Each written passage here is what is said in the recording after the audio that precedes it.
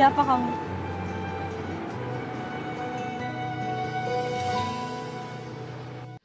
Hello guys, welcome back to my YouTube channel. Jadi di kesempatan kali ini saya akan mereview film yang berjudul Perempuan Berkalung Sorban. Jadi film ini dirilis pada tahun 2009. Film ini menceritakan tentang seorang wanita yang bernama Anissa. Jadi ia adalah perempuan yang berkarakter cerdas, berani dan berpendirian kuat. Di sini diceritakan Anissa adalah seorang anak dari kiai yang mengelola pesantren yang sangat kental dalam tradisi konservatif, dan yang benar hanyalah Al-Quran, hadis, dan sunnah, dan buku-buku modern dianggap hal yang menyimpang. Jadi langsung saja kita review, dan ini dia Perempuan Berkalung Sorban. Bawah telapak kaki kita, perempuan. Mau jadi apapun kalian nanti.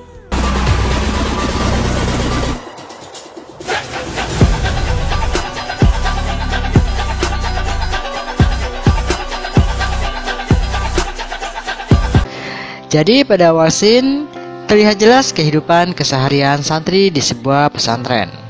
Anissa adalah seorang gadis yang sangat gemar belajar berkuda, meskipun selalu dimarahi oleh kedua orang tuanya karena kodratnya perempuan dan laki-laki itu berbeda. Seberapa tinggi dan hebatnya seorang perempuan, kelak ia akan menjadi seorang istri. Pendidikan hanya akan menjadi sebuah lambang semata. Anissa! Turun! Berapa kali Umi bilang, anak perempuan itu gak boleh pencilaan. Ih, itu Mas Dede sama Mas Wildan aja boleh. Mereka itu cah lanang, tak bopo. Udah sana perempuan. Kemudian saat makan malam bersama keluarganya, Anissa meminta izin untuk belajar berkuda kepada abinya. Namun abinya melarangnya hanya karena Anissa adalah seorang perempuan. Terus kenapa? Aisyah istri Nabi, Putri Budur? Karena kamu perempuan. Iya, kamu tuh perempuan, gak pantas. Namun di sini Anissa mempunyai seorang sahabat yang bernama Kudori, dan Kudori adalah yang paling bisa mengerti kepada Anissa. Saat di sekolah, di sini ada pemilihan ketua kelas. Di sini 12 santri memilih Anissa, dan 11 santri lainnya memilih seorang laki-laki bernama Faris. Di sini skor Anissa lebih tinggi 1 angka daripada Faris. Namun dikarenakan Anissa seorang perempuan, maka ketua kelas dijatuhkan kepada Faris sesuai pemahaman bahwa laki-laki yang hanya boleh menjadi pemimpin. Karena maka Bapak putuskan yang jadi ketua kelas kalian adalah Farid.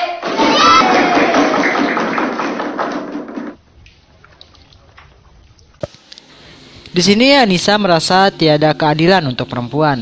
Di sini dia pun berlari dari kelasnya, namun diketahui oleh abinya dan dia pun diberikan didikan keras oleh abinya hingga ia dimandikan dengan air yang sangat dingin. Di samping itu dia mengetahui bahwa Kudori akan melanjutkan pendidikan ke Kairo, padahal Anissa sudah menaruh hati kepadanya. Namun di sini umur antara Anissa dengan Kudori ini cukup jauh, yaitu dimana Kudori sudah berumur 18 tahun, sedangkan Anissa masih berumur 13 tahun. Di sini Anissa sangat kehilangan setelah Kudori pergi, karena sudah tidak ada lagi yang bisa memahaminya selain Kudori. Setelah beberapa tahun kepergian Kudori mulai jarang berkirim kabar ke Anissa lagi karena kesibukannya, dan ini membuat Anissa benar-benar gelisah. Kemudian kita skip ke 7 tahun setelahnya. Keadaan pesantren masih sama seperti biasa dengan pembelajaran sama, yang pada hari itu ada pembahasan tentang tugas seorang istri untuk suaminya yang tidak boleh dilanggar maupun ditentang. Beratnya sebagai ibu rumah tangga. Banyak sekali perempuan yang mengaku modern, bekerja di kantor dan bergaul dengan orang-orang yang bukan muhrimnya. Subhanallah, ada seorang istri berani mengatakan, aku minta cerai kepada suaminya. Sepulangnya dari sekolah, Anissa mencuci dan bercanda dengan teman-temannya perihal menikah. Namun Anissa memilih tetap menunggu kepulangan Kudori. Kemudian keesokan harinya Anissa diam-diam mendaftar kuliah ke Jogja dan Kairo. Namun Anissa diterima di Jogja. Kalau udah ada saya antar Mbak, pada ke pasar lebaran aja. Pak, ada keselip nggak Pak surat dari Kairo untuk Anissa di pesantren Al-Huda? Sepulangnya dari pos, Anissa dengan keras kepala sangat berkeinginan untuk menonton bioskop, namun malah diganggu oleh laki-laki dan beruntung ditolong oleh santri laki-laki yang ada di tempat itu, dan kemudian mereka mengantar Anissa pulang. Dan saat Anissa sampai di rumahnya, benar saja di rumahnya pun Anissa dimarahi oleh abinya lagi, bahkan ia sampai digampar. Setelah kejadian itu, penjagaan terhadap Anissa lebih ketat lagi, bahkan sekedar untuk berbelanja ke depan saja Anissa pun dilarang. Kemudian Anissa pun minta izin kepada abinya untuk bisa kuliah di Jogja, namun tanggapan abinya tetap sama, tetap melarang Anissa hanya karena Anissa seorang perempuan berbeda dengan laki-laki. Hingga pada suatu malam datanglah kiai dari pengelola pesantren Al-Ikhlas sekaligus untuk menjodohkan Anissa dengan Samsudin anaknya, pendiri dari pesantren Al-Ikhlas ini. Anissa menolak perjodohan itu, namun abinya tetap memaksa Anissa karena Samsudin anak dari seorang kiai dan berpendidikan tinggi. Maka Anissa dengan terpaksa menerima perjodohan itu dan pernikahan pun digelar. Setelah 4 tahun pernikahannya, Anissa terlihat sangat tertekan atas perlakuan suaminya dan ia berusaha menagih janji dari suaminya untuk mengkuliahkannya. Namun di sini Samsudin pun tetap mengingkari janjinya itu. Dan suaminya selalu mengancam tentang pesantren abinya jika ayahnya telah banyak membantu keluarga Anissa dalam pembangunan pesantren Al-Huda. Kamu kayak gini. Jaga mulut kamu ya.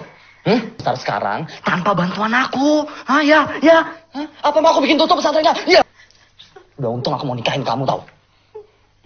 Pesantren bapakmu udah bisa sebesar. Aku bikin tutup. Mau? Mau. Kopi,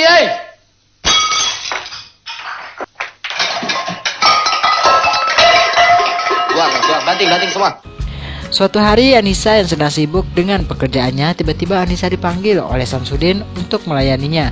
Namun Anissa menolak dengan alasan mau sholat asar. Kenapa Mas? Mas? Sholat dulu yuk.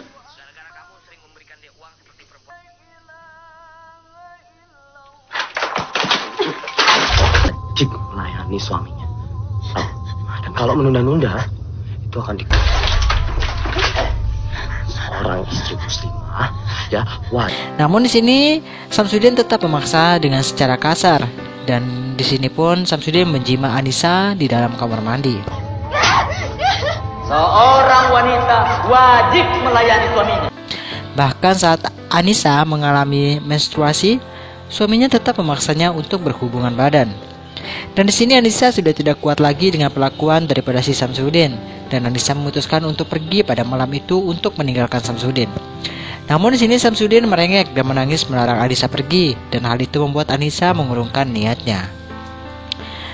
Kemudian keesokan paginya seorang wanita yang bernama Kalsum datang ke rumah si Anissa dan mengatakan bahwa dia hamil anak dari si Samsudin. Dan pada malam harinya, ayahnya Samsudin memutuskan untuk menikahkan putranya dengan Kalsum dengan alasan sunnah Nabi yang memperbolehkan laki-laki menikah 2-4 kali. Kemudian pada keesokan harinya, Samsudin memaksa Kalsum yang sedang dalam keadaan hamil tua untuk melayaninya hingga Kalsum mengalami pendarahan yang cukup hebat. Dan setelah mereka selesai melakukan hal itu, di sini Anissa membasuh luka Kalsum. Dan tak lama kemudian, Kalsum pun seperti terlihat akan segera melahirkan. Kemudian setelah 7 hari Kalsum telah melahirkan, Kalsum diajak lagi berhubungan badan oleh Samsudin, dan Kalsum meminta tolong kepada Anissa untuk merawat anaknya.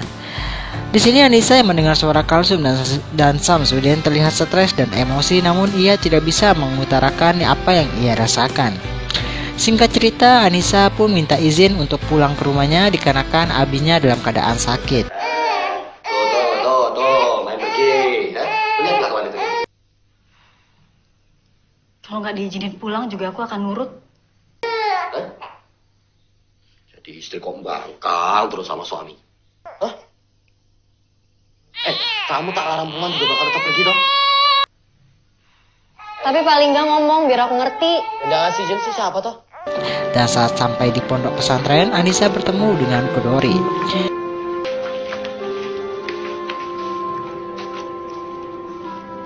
Kemudian Anissa pergi ke pantai dan tak lama kemudian Chudori pun menyusul Anissa. Dan ini adalah kali pertama Chudori pulang ke Indonesia setelah 7 tahun berkuliah di Kairo. Anissa pun mencurahkan semua kekecewaannya kepada Chudori dikarenakan hanya Chudorilah sahabatnya yang paling mengerti dan memahami Anissa sejak kecil.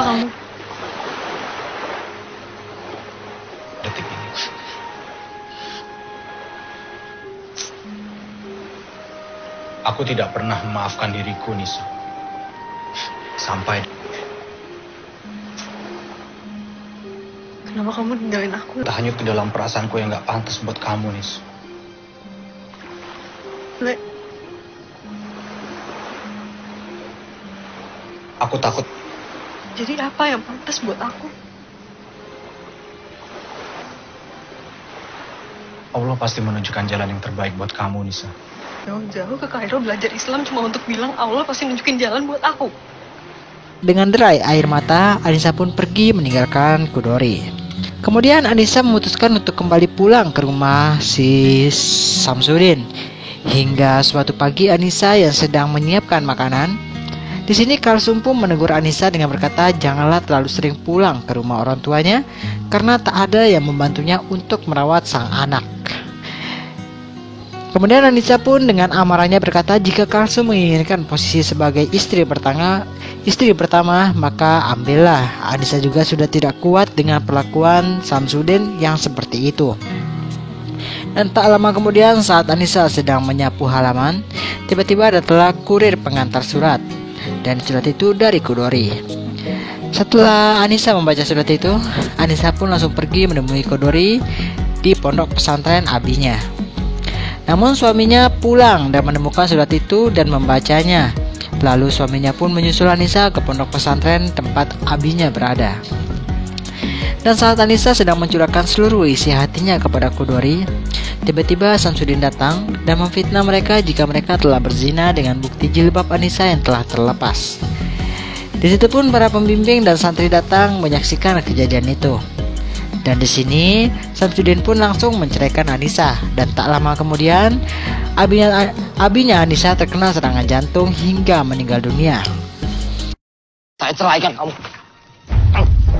Hukum dia. Hukum. Keluar kai. Ini buktinya ini. Pasang. Kamu bohong, Abi ini bohong. Apa buktinya Anissa berzina? Tak kono karo wong sama ini. Bohong, Umi. Ini bab. Kamu sudah bersalah. Ini Allah. Semua. Berhenti. Hanya yang tidak pernah berbuat dosa boleh melempar.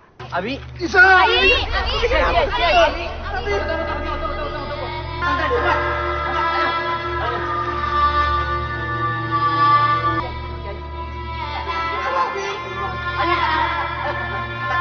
Setelah sepeninggalan abinya, Anissa pun memutuskan untuk merantau ke Jogja untuk kuliah. Begitu juga dengan Chudori merantau ke Jogja untuk mencari pekerjaan.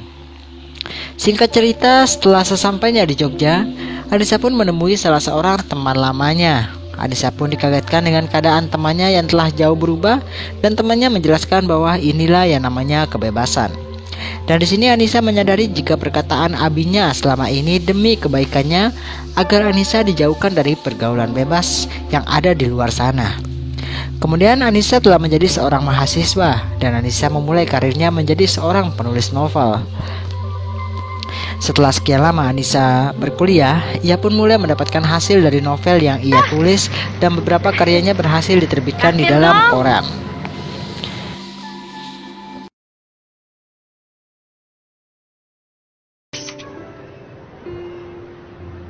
Lihat dong, Nis. Tunggu dong. Kemudian temannya mengajak Anissa untuk menonton bioskop di hari itu juga. Dan setelah menonton bioskop, Anissa dikejutkan dengan kedatangan Chudori yang sangat ingin ngobrol dengan Anissa. Dan Chudori menyesali karena perbuatannya dulu yang meninggalkan Anissa. Dan ia mengungkapkan bahwa ia ingin menikahi Anissa. Namun di sini Anissa menolak permintaan Chudori dan setelah itu Anissa langsung pergi meninggalkan Chudori. Pada suatu hari Anissa mendapatkan tawaran pekerjaan atas bantuan Kodori di sebuah lembaga untuk menyelamatkan wanita dari rumah tangga yang hancur. Namun awalnya Anissa menolak, namun dikatakan Anissa membutuhkan uang tambahan, maka ia pun bekerja di tempat itu. Di sini Kodori terus berusaha menjelaskan ke Anissa tentang kepergiannya dulu, bahwa itu semua semata-mata agar terlihat lebih baik di mata abinya, karena dia sangat sadar jika dia bukanlah anak dari seorang kiai dan tidak berpendidikan tinggi saat itu. Di sini dengan penuh harapan Kodori meyakinkan Anissa dan mengajaknya menikah. Kemudian pada malam harinya, saat Anissa sedang tertidur, melalui mimpi Anissa bertemu dengan almarhum abinya, dan Anissa meminta maaf ke abinya dan abinya memberikan ridho ke Anissa. Lalu tak lama kemudian pernikahan Kodori dan Anissa pun dimulai. Namun di tahun-tahun pertama, Anissa yang masih trauma dengan pernikahan sebelumnya masih terbayang-bayang dengan kejadian pada masa lalunya, hingga membuatnya sering menghindari suaminya saat akan melakukan hubungan suami istri. Namun di sini Kodori dengan sabar meyakinkan Anissa jika semuanya akan baik-baik saja. Jika memang Anissa belum siap, maka Kodori pun tidak menuntut Anissa untuk melakukan lebih. Kemudian esok harinya di tempat Anissa bekerja, seorang ibu-ibu datang menceritakan semua kekerasan yang ia alami di dalam rumah tangganya. Dikarenakan Anissa sudah pernah melewati fase itu, Anissa memberikan solusi dan masukan kepada ibu itu. Hingga hari persidangan kemudian kita skip di hari persidangan ibu-ibu itu. Dan ibu-ibu itu resmi bercerai dari suaminya, dan ia sangat senang dan ia berterima kasih kepada Anissa. Anissa yang melihat kebahagiaan yang terpancar dari wajah ibu itu pun, di sini Anissa mulai berusaha untuk melupakan masa lalunya dan segala macam sakit yang pernah ia alami dulu. Dan pada suatu malam, ia pun berkata kepada suaminya jika ia mencintai suaminya dan ia tidak bisa hidup tanpa suaminya. Dan di malam itu juga untuk pertama kalinya mereka melakukan hubungan suami istri. Beberapa minggu kemudian saat mereka sedang makan malam, Anissa merasa jika makanannya sudah tidak segar lagi. Dan saat Kodori mencium masakan Anissa, dan ia berkata mungkin saja Anissa dalam keadaan hamil karena makanan itu baik-baik saja dan tidak berbau. Dan di sini Anissa sempat berkata jika ia dalam keadaan mandul dan tidak mungkin bisa hamil. Dan di sini pun Kodori menjelaskan jika itu semua ada di tangan Allah Subhanahu wa Ta'ala. Dan di keesokan harinya mereka pun ke rumah sakit untuk mengecek keadaan Anissa, dan benar saja Anissa sedang dalam keadaan hamil muda. Kemudian dokter menyarankan agar Anissa lebih banyak istirahat dan menyarankannya untuk lebih baik tinggal bersama orang tuanya. Dan akhirnya Anissa dan Kodori memutuskan untuk tinggal di rumah orang tuanya Anissa. Esok harinya saat Anissa membawa beberapa buku buatannya, tiba-tiba beberapa santri mendekati Anissa dan meminjam buku-buku yang telah Anissa tulis untuk mereka baca. Setelah beberapa bulan kemudian, buku novel ciptaan Anissa ternyata digemari oleh santriwati dan mereka sering meminjam buku kepada Anissa. Hingga pada suatu hari Anissa pun melahirkan anak pertamanya. Beberapa hari kemudian Samsudin datang untuk menagih hutang almarhum abinya yang digunakan untuk mengembangkan pesantren. Anissa yang mendengar semua itu pun ingin menentang Samsudin, namun tiba-tiba Kodori datang dan Anissa mengurungkan niatnya. Hingga esok harinya Kodori izin untuk kembali ke Jogja, namun saat di tengah perjalanan Kodori mengalami kecelakaan yang membuat Kodori meninggal dunia.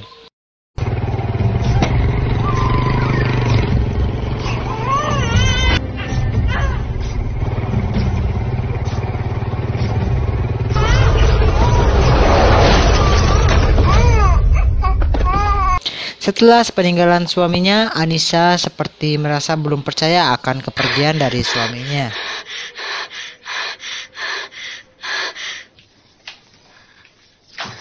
Le? Mas?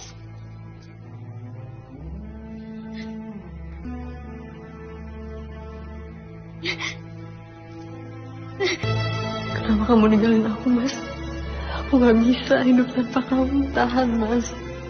Roma tidak dibangun dalam sehari, Nis. Kamu bisa hidup tanpa aku, Nisa. Sampai kapan aku bisa Meski penjara bisa memasung tubuhmu, tapi tidak bisa memasung hati. Dan 4 tahun telah berlalu setelah Kudori meninggal, Anissa pun memutuskan untuk kembali ke Jogja dan bekerja di sana. Dan ia menitipkan anaknya ke uminya. Setelah kepergian Anissa, ternyata buku-buku yang dipinjam oleh santriwati mulai disandra oleh para guru. Dan akhirnya buku-buku itu pun dibakar karena dianggap membawa pengaruh buruk untuk para santriwati. Hingga pada malam itu, 4 santriwati memutuskan untuk kabur dari pesantren karena sudah tidak tahan dengan aturan yang sangat ketat di pesantren itu.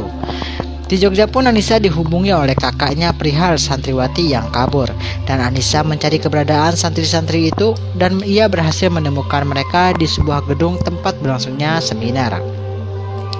Dan Anissa datang mencari mereka dan Anissa mengantar mereka kembali ke pesantren di keesokan harinya.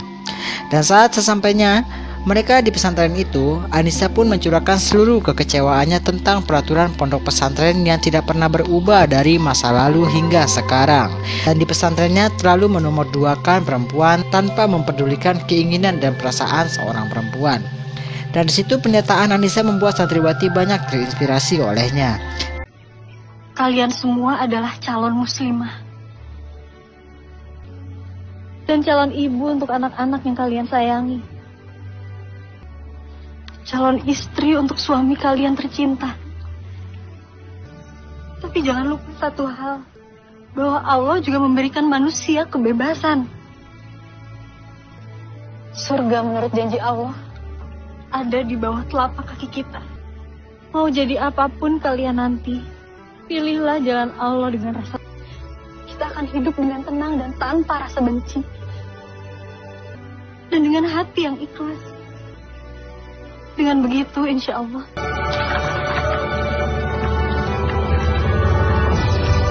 Hingga keesokan harinya Samsudin datang untuk menagih hutang. Kemudian Samsudin melihat Anissa telah jauh berubah, bahkan menjadi lebih cantik dari sebelumnya. Dan di sini Samsudin pun berkata kepada kakak-kakak Anissa, jika ia ingin mengajak Anissa rujuk kembali sebagai syarat agar semua hutang keluarga Anissa lunas. Namun kakaknya Anissa menolak dan marah serta memukuli Samsudin dan mereka pun mengusir Samsudin. Dan di sini akhir kita diperlihatkan Anissa dan anaknya menaiki kuda dan mereka menjalani hidup yang sangat bahagia. Dan di sini film pun selesai. Terima kasih untuk kalian semua yang mampir di channel ini. Jangan lupa untuk di like, komen, dan subscribe. Terima kasih dan sampai jumpa lagi.